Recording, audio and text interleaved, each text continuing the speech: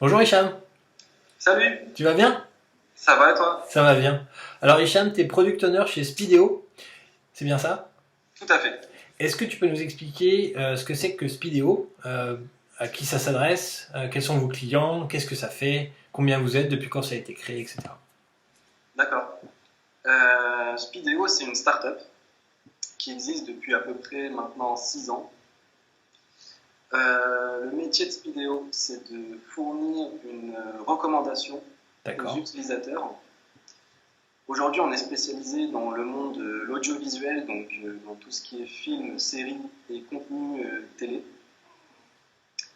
Donc, la problématique de base, c'est aujourd'hui, dans le monde de l'Internet, on a souvent des catalogues très fournis, très riches.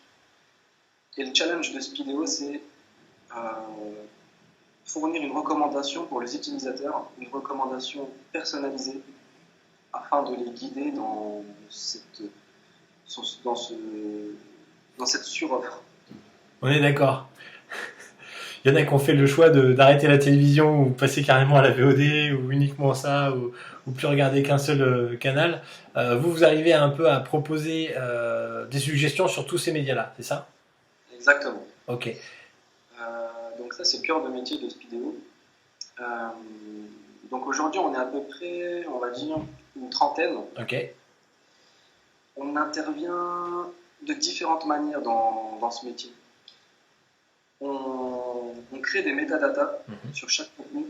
Donc du coup, on a deux équipes d'experts contenu, une spécialisée dans le monde de la télévision et une autre spécialisée dans le monde de la VOD. Donc ces personnes-là ont pour rôle et métier de générer des métadatas sur les contenus. Donc ça, c'est le premier job de Speedo.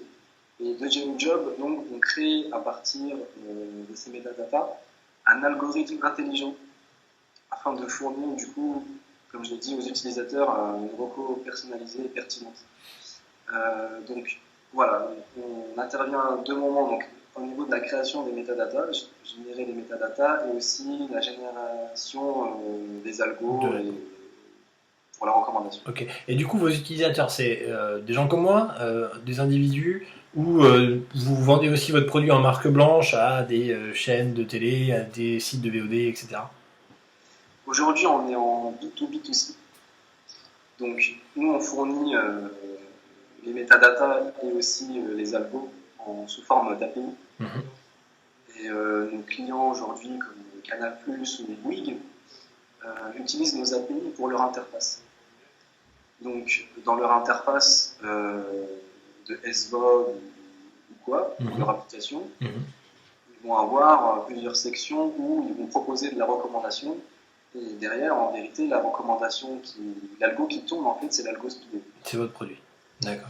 On a aussi une application sur Apple, sur iPhone, où là, bien sûr, on est en B2C. On n'a pas de business model sur cette application-là, c'est plus une vitrine pour nous. Mhm. Donc, on ne peut pas lire de vidéos sur cette application, mais on peut créer un profil, créer du coup un historique de consommation, simulé en tout cas, et voir un peu ce que Speedo peut recommander en fonction de tes goûts. Ok. Alors, du coup, tu nous as donné une idée de la taille en nombre de personnes. Tu nous as aussi donné une idée comment dire, de votre typologie de clients. Du coup, le fait que vous soyez en B2B2C, est-ce que vous avez une idée de combien d'utilisateurs au final votre produit touche? Pas mal. Aujourd'hui, on est leader en France. Mhm. Aujourd'hui, on a comme client en France Bouygues, Canal, Arte, voilà pour la France. Et on est pas mal aussi dans le monde. On n'est pas leader dans le monde, mais on a des clients au Mexique, des clients en Asie, des clients un peu partout dans l'Europe. Donc, après, c'est en fonction aussi des utilisateurs de ces providers. Je n'aurai pas le chiffre exact, mais c'est des millions. Ouais. Donc, du coup, votre produit touche bien à la plateforme, par exemple, VOD d'Arte et pas à la chaîne Arte en général. On est d'accord. Exact. Ok. Par contre, quand on fournit de la recommandation pour Bouygues, on le fait Mhm. pour la télévision et pour la VOD. Ouais. Donc, on recommande aussi la chaîne Arte quand on passe par Bouygues, parce que Bouygues diffuse la chaîne Arte, Ok. évidemment. Mais par contre, quand on s'adresse directement à Arte, effectivement, on s'adresse pas au live Arte, mais ils ont un site de replay, des programmes qui sont en replay. Et là, du coup, les utilisateurs peuvent être recommandés sur les contenus en replay, quoi. Ok, très bien. Donc du coup, ce qui était intéressant, c'est le fait que tu dises qu'il y a deux équipes, une équipe de curation spécialisée sur la VOD et une plus sur la télévision. Comment sont réparties les autres équipes au sein de Speedeo? Vous avez une équipe de développement, vous avez une équipe produit, vous avez aussi des membres au board? Tout à fait. En fait, donc on a deux équipes d'experts de contenu, une équipe de développeurs, donc moi en tant que product owner dans cette équipe, et des commerciaux, des personnes responsables de la relation client, et évidemment donc les cofondateurs. Ok.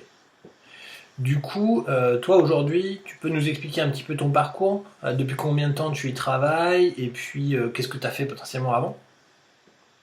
Tout à fait. Donc moi je suis dans le monde du travail depuis 3 ans. J'ai intégré une école d'ingénieur en 2011, une école d'ingénieur généraliste. Je me suis spécialisé ensuite en système d'information. J'ai fait mon parcours scolaire en alternance. J'ai connu 2 jobs lorsque j'ai fait mon alternance. Un en tant que développeur, développeur C#, et une autre expérience en tant que maîtrise d'ouvrage. Ok, À ce moment-là, j'étais dans une équipe de développeurs, enfin non, pas vraiment, pardon, dans une équipe de MOA. J'étais chez EDF et on était en cycle en V. ok, Les développeurs et les MOA étaient vraiment séparés. Enfin bon, bref. Pas très bonne expérience. Enfin, ça m'a donné quand même quelques idées du métier, mais pas très bonne expérience parce que pas très séduit par le système cycle en V.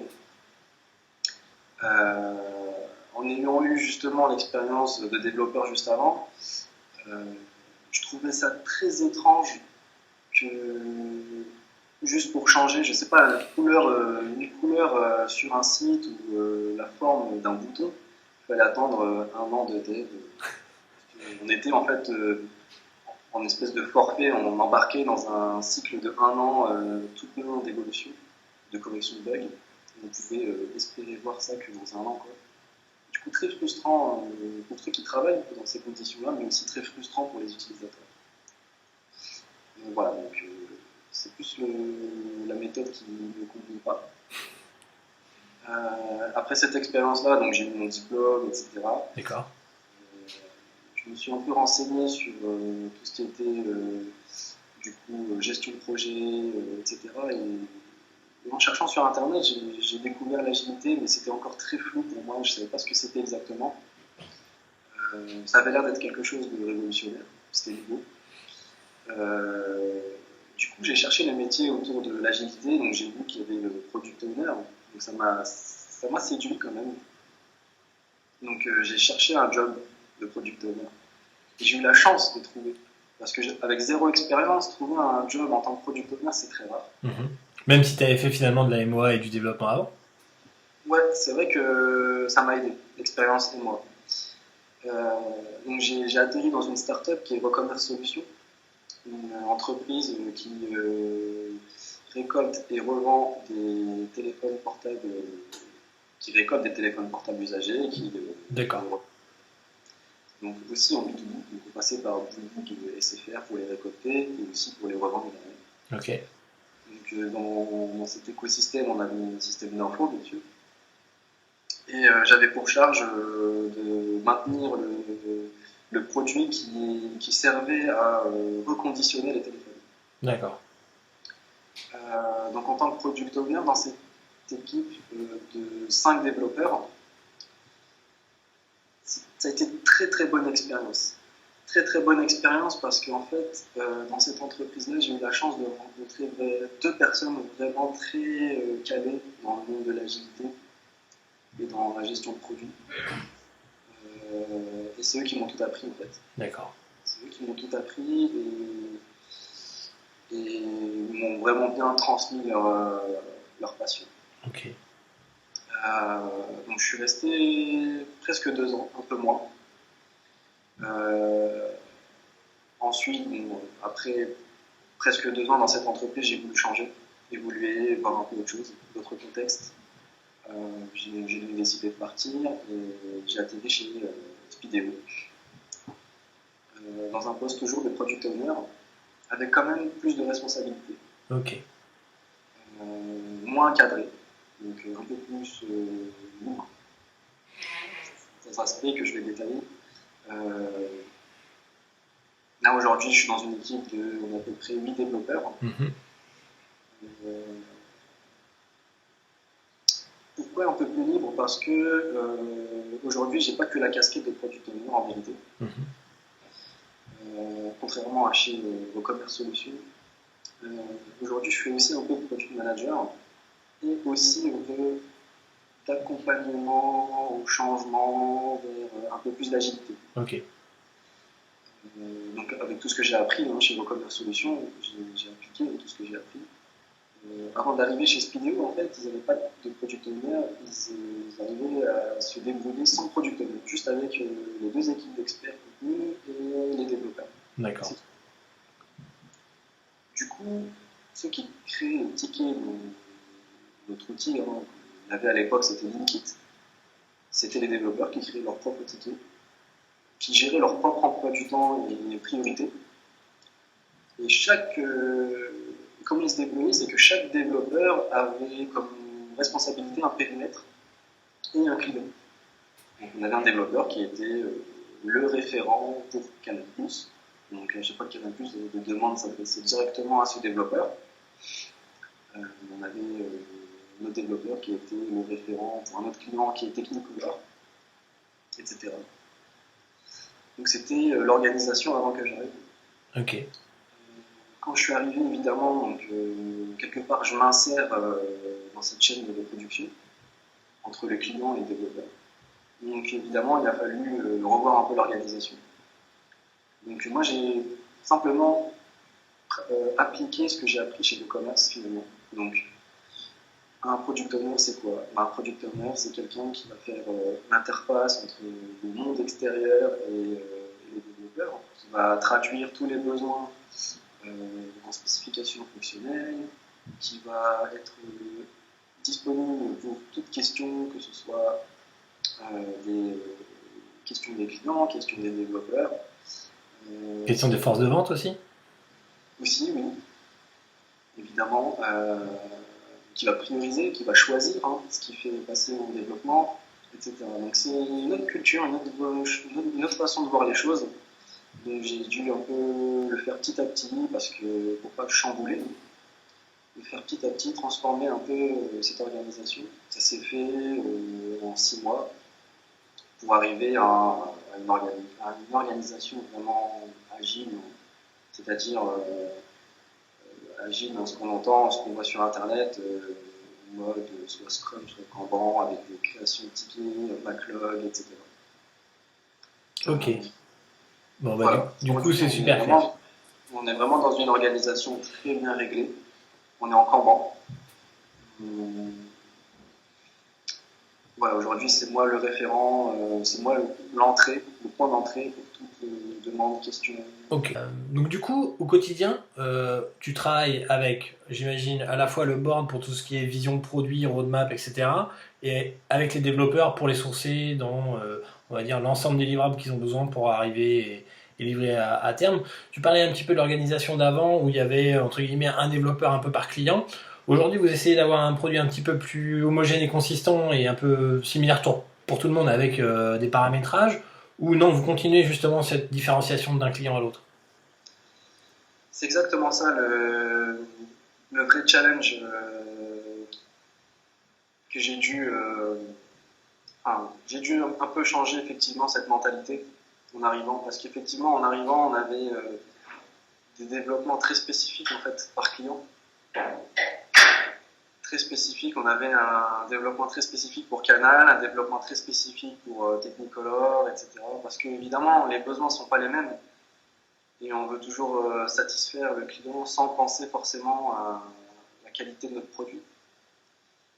Donc c'était la réalité avant. Aujourd'hui, effectivement, on fait beaucoup plus d'efforts pour avoir un produit générique. un produit qui... déjà, moi, mon rôle, hein, c'est de challenger un peu le besoin client. Hein. Si c'est quelque chose qui est très spécifique au client, on va essayer de le challenger pour le rendre soit générique à tout le monde, soit dire au client que peut-être qu'il peut le faire lui-même. Enfin, voilà. Il y a toujours cette phase de négociation, mais aujourd'hui, on essaie vraiment d'avoir un produit très générique qui peut satisfaire tout le monde. Mais évidemment, c'est nos clients qui nous aident aussi à construire le produit. Donc, voilà, aujourd'hui, on essaie de tuer un peu les codes spécifiques. Ok, et du coup, un besoin qui s'exprime une fois, puis deux fois, puis trois fois, comment tu le classes, comment tu le tries? Ensuite, j'imagine qu'au bout d'un certain nombre de fois où il a été exprimé, ça devient quelque chose qui est de plus en plus concret, qui commence peut-être à rentrer dans le backlog, etc. Est-ce que tu peux nous expliquer un peu sur quels critères tu te bases? Peut-être il y a l'aspect, on va dire, business, financier avec les clients aussi qui va avoir un poids. Comment vous triez aujourd'hui? Aujourd'hui, il y a plusieurs critères pour trier nos évolutions. Le critère phare, clé, évidemment, c'est le bénéfice utilisateur. Le deuxième critère, c'est le critère business, effectivement. C'est les opportunités qu'on a à faire des évolutions d'un point de vue business. Aujourd'hui, il y a des clients qui nous disent on veut bien travailler avec vous, mais à condition qu'on ait ce comportement-là dans votre produit. Ok. Donc là, on fait varier du coup le facteur business. Et aussi, on a les facteurs coût de production, quoi. D'accord. Donc c'est un peu sur tous ces facteurs-là qu'on joue pour savoir prioriser un peu notre roadmap. Voilà. Ok. Et du coup, est-ce que tu peux nous détailler un petit peu l'ensemble du processus à partir du moment où il y a un besoin que vous faites passer dans le backlog jusqu'à sa mise en production, son suivi, de cycle de vie, éventuellement, j'imagine que vous mesurez aussi l'usage qui en est fait, que ce soit en B2B ou en B2B2C peut-être. Ou à moins que vous n'ayez pas cette métrique et du coup comment vous agissez, est-ce que tu peux nous décrire un petit peu les différentes étapes que vous suivez dans votre processus? Ouais. Donc nous, on est en Kanban. On est dans un flux Kanban. Du coup, les tickets arrivent comme un flux, donc au fil de l'eau. Donc moi, j'ai un backlog en amont. En amont, j'ai un backlog qui est priorisé. J'ai une roadmap qui exprime les gros chantiers, par exemple 2017. J'ai cette vision-là avec le board. Ensuite, dans mon backlog, on rentre dans le détail. Aujourd'hui, on utilise l'outil Jira pour notre suivi de production. Et dans Jira, on est capable de créer des épiques. Donc, les épiques, c'est le reflet un peu de notre roadmap produit. Ok. Et dans le backlog, donc, on rentre dans le détail des tickets qui sont bien priorisés en fonction des critères. Et du coup, en niveau hiérarchique, vous avez Epic et directement Ticket, ou vous avez encore des niveaux entre ces deux-là? Jira nous permet d'avoir des épiques, ensuite des tickets, ensuite des sous-tickets. D'accord. 3 étages. Ok. Dans notre roadmap, on a plusieurs types d'axes, on va dire. On travaille sur l'axe produit pour développer des produits. On travaille sur l'axe dette technique, donc l'idée de réduire au maximum notre dette technique. On travaille aussi sur l'axe intégration client, donc là c'est pur business. On a encore aujourd'hui des tâches qui passent dans le Kanban qui sont typées intégration client parce que les clients, comme je l'ai dit avant, demandent en fait certaines évolutions dans notre produit pour pouvoir être intégrés. D'accord. On a aussi un axe veille, enfin on appelle ça veille, mais aussi lab, c'est un peu tout ce qui touche de la R&D on va dire. Voilà, donc on travaille sur tous ces axes-là. C'est un peu à cheval avec l'axe de la dette technique en fait. Exactement. C'est aussi pour découvrir de nouvelles technos, des nouvelles façons de faire de la repos, etc. Ok. Et donc toi, tout ça, tu les rentres dans Jira et tu vas jusqu'à quel niveau en fait de détail dans tes livrables pour préparer le travail des devs? Tu fais la rédaction des specs, tu vas directement rédiger un test, tu livres une maquette, tout ça, comment ça se passe? Euh, donc bien sûr, moi j'écris les tickets jusqu'à la spécification fonctionnelle, hein. Je vais vraiment dans le détail, dans le comportement qui est décrit dans les tickets. Les tickets, je les écris j'ai eu l'habitude de les écrire en Gherkin. Ok. C'est donc écrire un comportement, décrire un comportement sous forme d'exemple. On part de la feature, dire voilà, je prends tout bêtement l'exemple qu'on prend à chaque fois, c'est le site e-commerce. Mhm. Je veux valider un panier, ça c'est ma feature. Derrière cette feature, il y a plusieurs scénarios. Je valide un panier avec un article, avec 10. Je valide un panier qui dépasse les 1000 euros. Tout ça, c'est des scénarios qu'on décrit et à chaque fois, il y a un comportement différent selon le scénario. Donc c'est de cette manière que je décris mes tickets à travers des scénarios.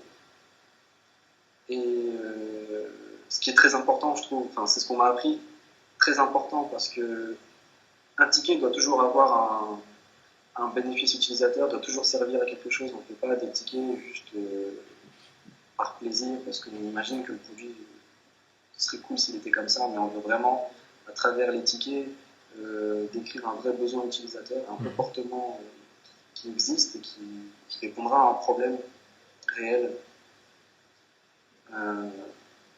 Voilà. Donc, quelque part, ces scénarios-là, finalement, c'est mes tests aussi. Ouais, C'est ok. mes tests à la fin. D'accord. Devoir tester le ticket une fois que. Et du coup, le fait qu'ils soient rédigés en Gherkin, ça vous permet directement de les intégrer dans un outil d'automatisation des tests? Alors, c'est un chantier chez nous. Ouais, c'est un projet. Je l'ai écrit en Gherkin justement pour préparer ce chantier, qui serait effectivement, on imaginait utiliser l'outil par exemple Cucumber, Mhm. qui permet d'automatiser des tests à travers mes scénarios. Ok. Donc, chaque fois qu'on développe un ticket, un nouveau scénario, finalement, alors, ça devient un test de non-régression plus tard. Grâce à Cucumber, on peut détecter des régressions sur des comportements qu'on avait décrits préalablement. Ok. Donc, effectivement, c'est un de nos chantiers. Du coup, étant donné que c'est un produit qui est en B2B2C, est-ce que la partie design a une grosse importance? Est-ce que c'est quelque chose sur lequel vous mettez le doigt par rapport à vos clients ou non, finalement, l'usage qu'on y fait que vous pouvez livrer des écrans sans avoir une phase de design très longue et élaborée? Quand tu dis écran, tu penses à. Je pense à, par exemple, votre produit, les gens qui vont l'utiliser ont des écrans de paramétrage, ont des écrans de saisie, etc. Et du coup, ça passe directement avec des coups de crayon pour faire un wireframe, ou vous allez plus loin dans le détail, vous allez jusqu'à faire une maquette, jusqu'à faire un prototype. Comment ça se passe? Donc nous, on délivre des API. Donc après, effectivement, une fois qu'on a délivré les API, en vérité, le client, il peut l'intégrer comme il veut sur sa plateforme. Par contre, nous, on est quand même force de proposition. Étant donné qu'on est expert dans le monde de la recommandation, on sait ce qui est pertinent, on sait comment toucher l'utilisateur.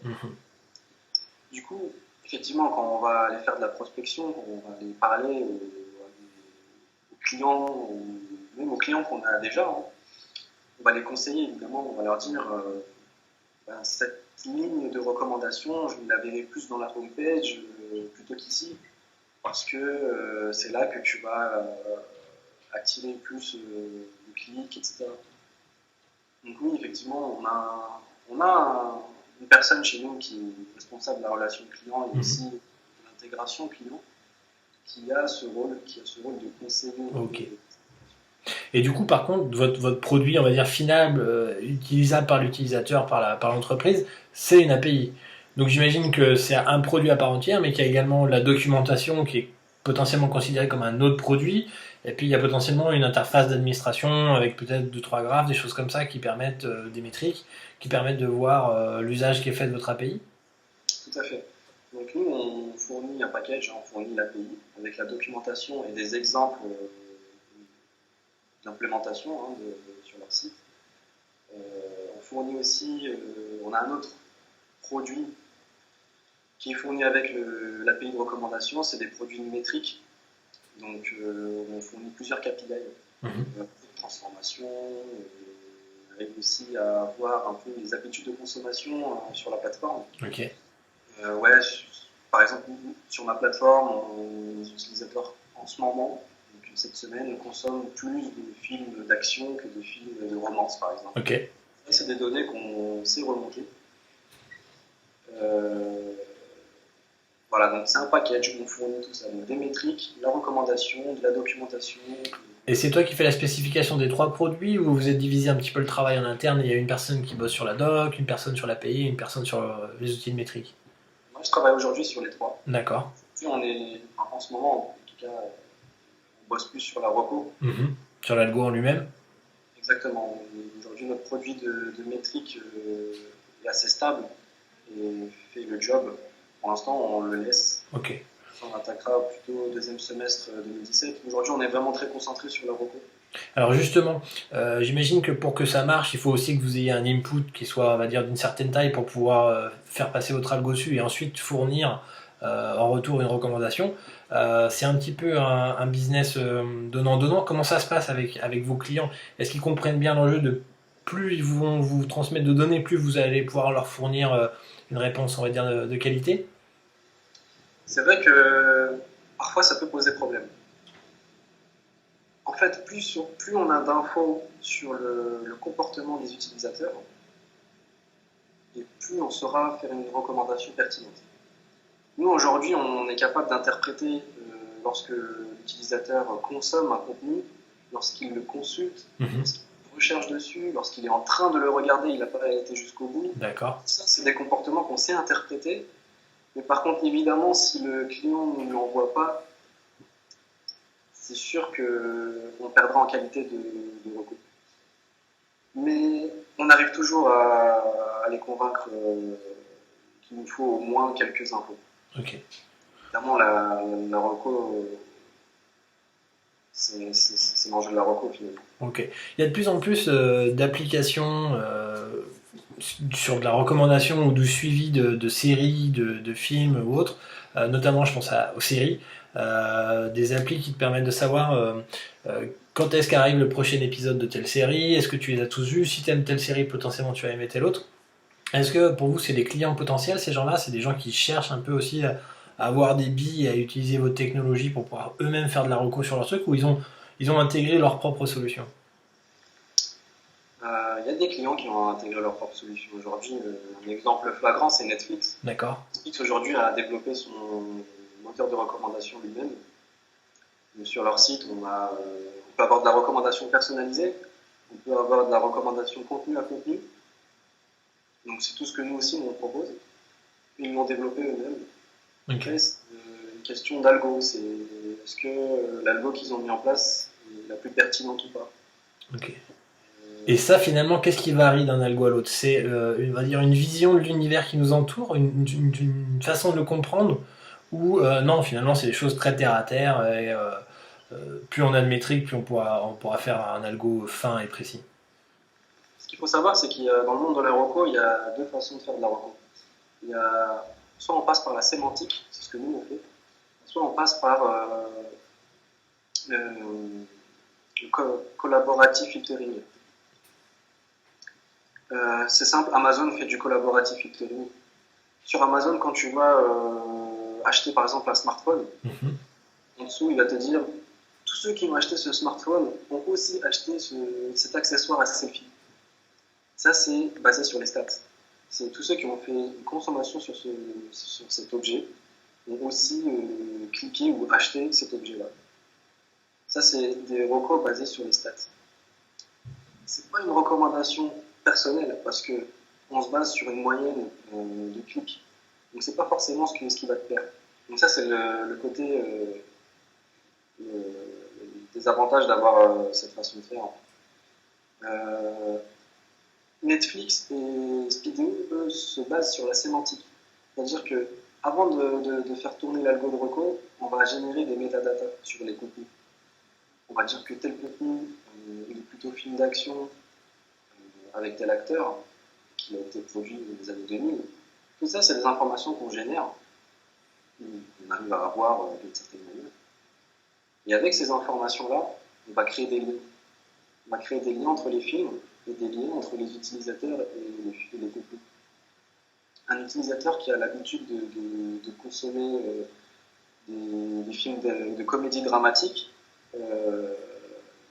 américaine et plutôt sur des contenus de production années 90. Nous, on va être capable de le détecter et de lui recommander des films qui rentrent dans cette case. Voilà. Après, c'est une question aussi de métadata pertinente et capacité à l'algo à créer des liens entre ces métadatas. Ok. Et j'imagine que ça peut varier d'un utilisateur à l'autre. Il y a quelqu'un qui va être très, on va dire, avide de recommandations statistiques et quelqu'un beaucoup plus de recommandations personnalisées. Est-ce que la couche sociale là-dessus, elle peut arriver et donner une information supplémentaire? Si mes amis aiment ça, il y a de grandes chances que j'aime ça aussi. Ou non, finalement, ça vient que corroborer un peu les deux. Aujourd'hui, enfin, on le fait dans notre appli. Dans notre appli, on peut se loguer via Facebook. À partir de Facebook, on importe les consommations des amis qui ont aussi la pub. Et on est capable de regarder la consommation de nos amis. C'est un truc que Speedo veut développer courant dans cette année, 2017. On a envie de développer le côté social. Pas en début d'année, plutôt en fin d'année. Aujourd'hui, on est vraiment en train de revoir un peu notre algo de reco personnalisé. Mais c'est vraiment quelque chose qu'on veut aussi développer chez nous. Je peux vous montrer quelques écrans un peu de notre produit. Vas-y, montre. Alors, hop. Partager, démarrer. Normalement, tu vois là. Ouais, impeccable. Ok, cool. Donc là, je suis sur le site de Canal Play, donc une plateforme TVOD et SVOD. Donc on peut soit avoir un abonnement pour consommer, soit on achète à l'unité. Donc ça, c'est leur site. Ils ont développé leur plateforme et on travaille avec Canal+ depuis le début presque. Donc ils ont intégré la solution Speedo. À plusieurs endroits, il y a Speedo. Là, je suis logué sur un utilisateur qui s'appelle Rodrigo. Et Rodrigo, je ne connais pas très bien sa consommation, mais là, on a sa ligne de reco perso, donc recommandé pour vous. Donc, à partir de son historique de consommation, on a détecté ses goûts, ses envies, et à partir de là, on a été capable de lui recommander des contenus qui lui correspondent. Donc là, on va avoir ces contenus recommandés. Si je clique par exemple sur ce contenu-là, je vais arriver sur une autre page qui décrit le film. Donc là, on va avoir plusieurs informations, synopsis, les acteurs, etc. On a aussi des métadatas. Ici à droite, ce sont les métadatas Speedo. Donc, on a détecté que ce film, les experts contenus en tout cas, qui ont travaillé sur ce contenu-là, ont indiqué que c'était un film pour les enfants, donc un monde parallèle, en duo, film d'animation avec des musiques. Et c'est à partir de ces infos-là qu'on est capable du coup de faire de rapprochements entre les autres contenus, notamment ici. On a pris deux aspects du film d'animation pour les enfants, pour rechercher d'autres contenus. Ou le voir aussi, c'est les contenus similaires aux contenus précédents. Donc le monstre ici, dans cette ligne-là, on a vraiment les contenus similaires, donc ceux qui se rapprochent le plus. Ici, on a pris juste deux aspects. Donc il y a plusieurs façons de fournir de la reco. Ok. Et du coup, le cœur de la valeur ajoutée de votre produit, on est d'accord, c'est la personnalisation, c'est la reco personnalisée. En tant que product owner, c'est impossible, on va dire, de tester tous les cas et toutes les choses qui pourraient plaire aux gens. Comment tu abordes cette complexité-là?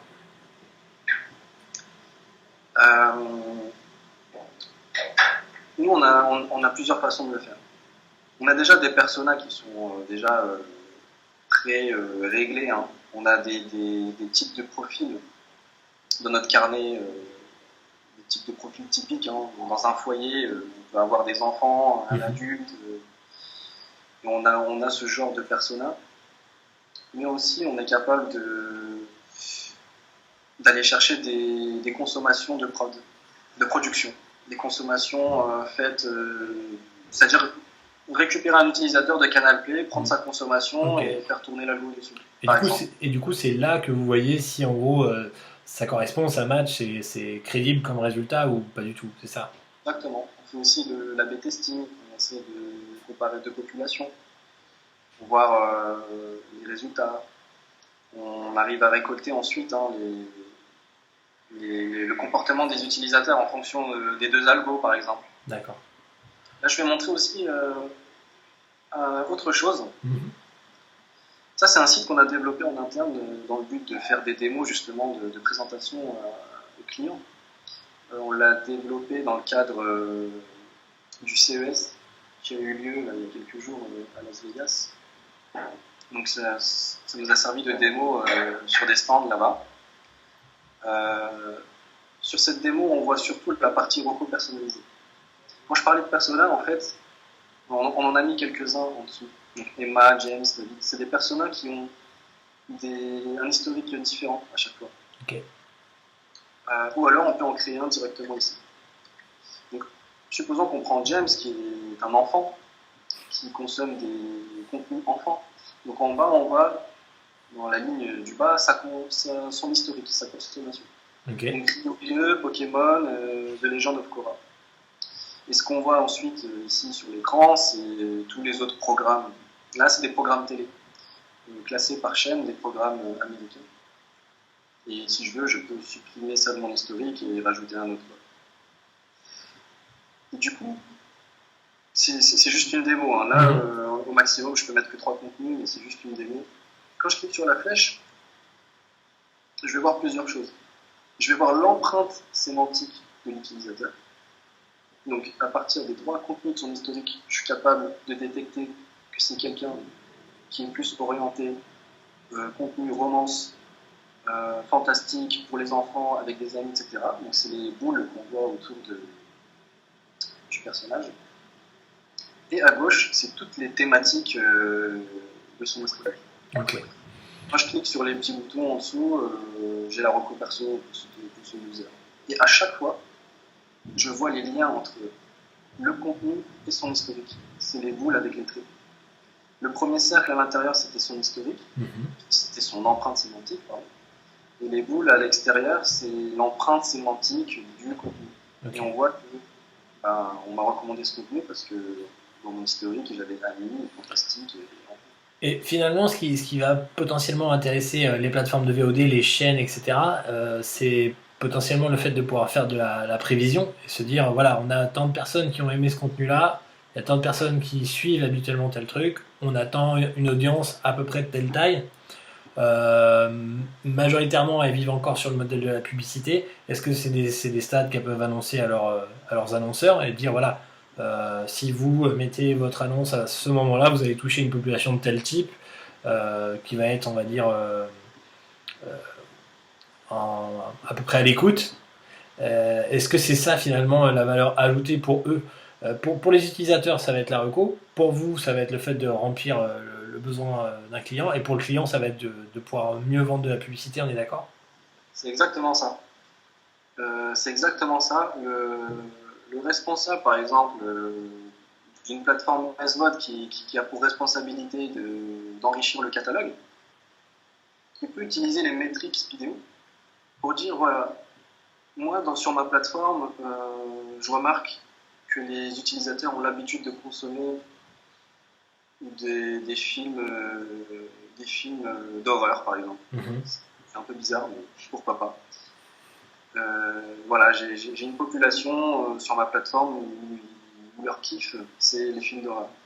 Bah, évidemment, qu'il a intérêt à acheter des droits sur des contenus orientés horreur, quoi. C'est les métriques que fournit Speedo, ça guide aussi la façon dont on va enrichir son catalogue. Ouais. Donc finalement, avec vos clients, vous travaillez aussi avec plusieurs métiers. D'un côté, la régie pub, de l'autre, on va dire les responsables éditoriaux. Ça va, finalement, votre produit permet aux utilisateurs un petit peu de se l'approprier et d'adapter ce qu'ils veulent. Et en plus, finalement, leur usage va définir aussi ce que va devenir la plateforme de VOD, la chaîne de télé, etc. C'est exactement ça. On va dire que la partie métrique, analyse des données, c'est un peu plus du business intelligence. C'est un peu plus de la BI où on va examiner avec précision le comportement de nos utilisateurs pour orienter nos choix ensuite. Ok. Alors maintenant, on va passer à un petit peu comment tu vois l'avenir du métier de product owner ou de product manager. Est-ce que c'est quelque chose qui, à ton avis, va être...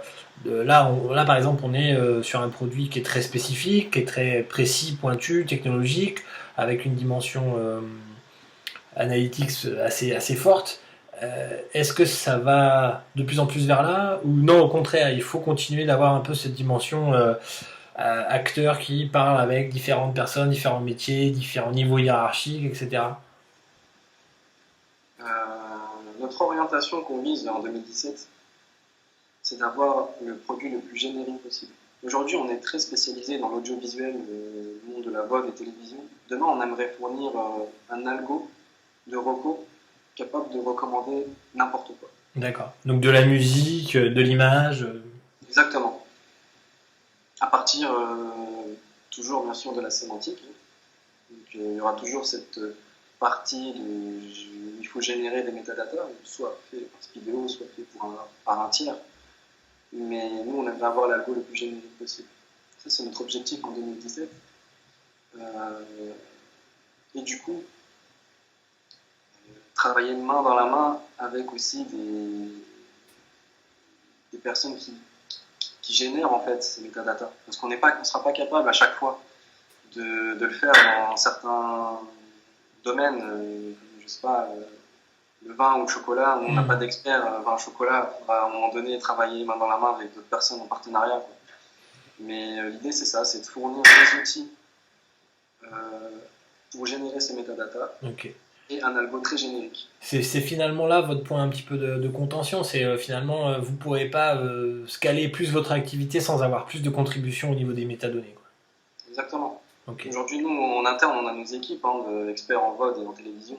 Et du coup, vous avez commencé à réfléchir un petit peu sur des démarches de crowdsourcing, de choses comme ça, ou non, vous avez encore plutôt des souhaits d'intelligence artificielle ou des choses comme ça?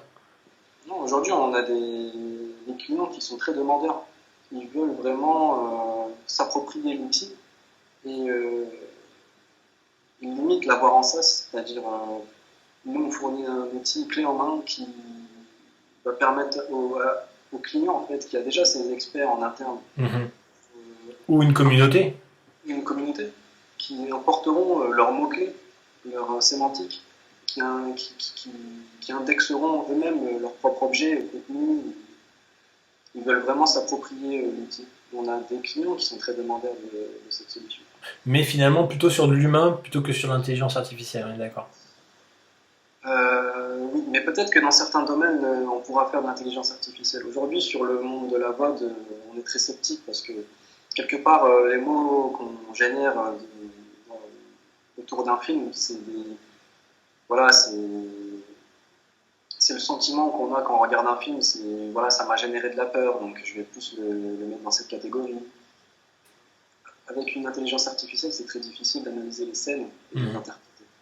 Bon, bah je trouve ça assez rassurant qu'il y a encore des choses qui vont être difficiles à disrupter et à vulgariser. Écoute, Hicham, je te remercie beaucoup pour ton témoignage. Est-ce que tu peux nous dire un mot sur la façon dont tu te sources aujourd'hui au niveau de l'agilité, de tout ce qui est métier produit? Est-ce que tu regardes des vidéos? Est-ce que tu lis des livres? Est-ce que tu utilises ton propre produit pour te sourcer sur ce thème-là? D'un point de vue purement produit, en termes de recommandations, je fais beaucoup de veille concurrentielle et aussi dans d'autres univers, il y a pas mal. La recommandation sémantique est assez répandue dans le monde de la musique, dans plein d'autres domaines, donc je suis assez curieux, je regarde un peu partout. Dans le monde de l'agilité, j'ai pas mal d'amis en fait. D'accord. Coach et product owner, donc on se voit souvent en dehors du travail, on discute du métier, etc. Mais sinon, après, mes sources, c'est Xebia, Tiga, c'est des forums. Donc voilà, j'essaie de Ok. prendre un peu de temps à chaque fois pour me mettre à jour et essayer d'améliorer aussi le façon de faire. Bon. Petit- Ok, bah écoute, c'est parfait, c'est très clair. Je te remercie beaucoup pour ton temps, tes réponses, et puis nous avoir un petit peu éclairé sur Speedo et comment ça marche et comment vous êtes organisé en interne. Je te souhaite une bonne journée. Merci, toi aussi, ça m'a vraiment fait plaisir en tout cas de partager mon expérience. Bah, merci à toi. Au revoir, Hicham. Bientôt!